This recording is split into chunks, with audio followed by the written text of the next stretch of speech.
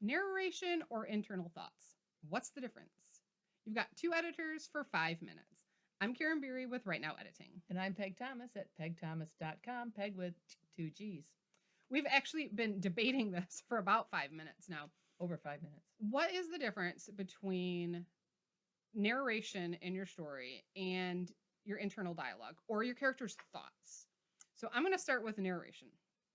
The narrator is generally seen in an omniscient point of view. But a lot of genre fiction these days, you're writing in first or third person. You're not writing in omniscient.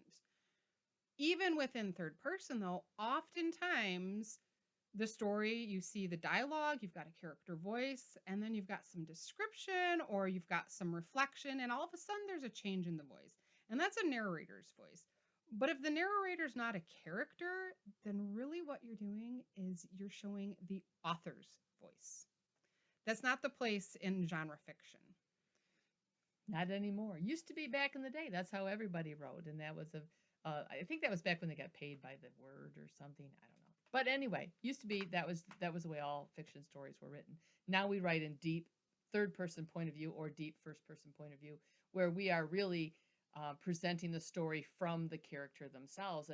And when we talk about internal dialogue, this is the character's thoughts, and you want your character's thoughts to be consistent with the character.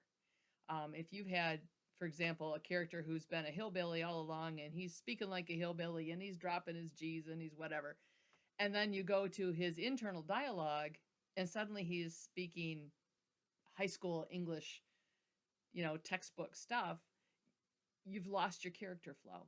You've changed who he is. And that's going to throw your reader because they're used to hearing their character a certain way.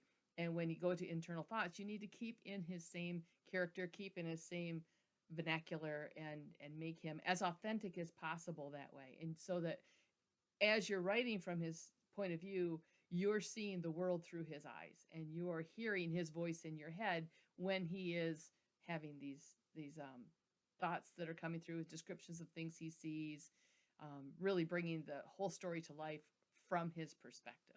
And in that case, those internal thoughts are really important. But, Karen, they can be overdone.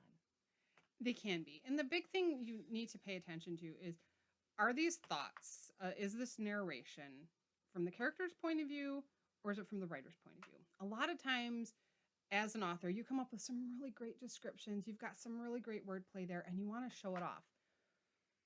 But if you're showing it off in the story, then you're pulling the reader out of the story and it's no longer about the story, it's about the writing. And when it's about the writing, you're not writing genre fiction anymore. There can be a place for this in some literary fiction.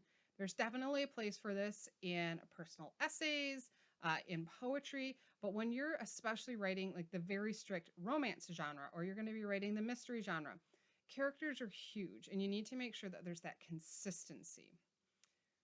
And what happens if you get to a large passage in your book and all your character is doing is thinking about things?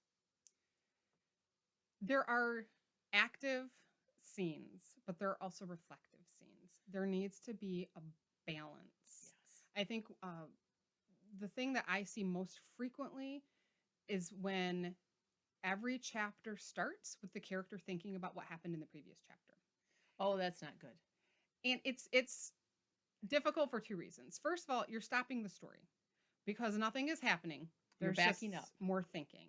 Yeah. And also, you're not trusting your reader because literally, if it happened 3 pages ago, the reader's going to remember. Always trust your And reader. if you're doing your job, the reader can't put the book down.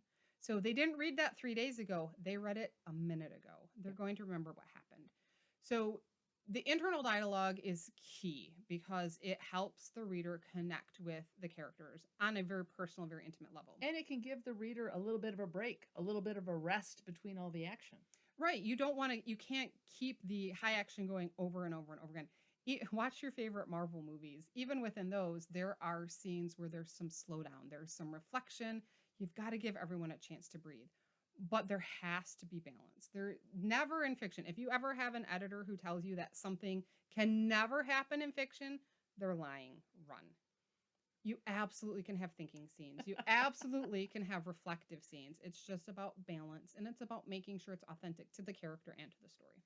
Both of those. Very important. Keep in character, keep authentic. And I hear it again. Time's up. 5 minutes is over. We'll see you next time. Bye. 2 editors, 5 minutes.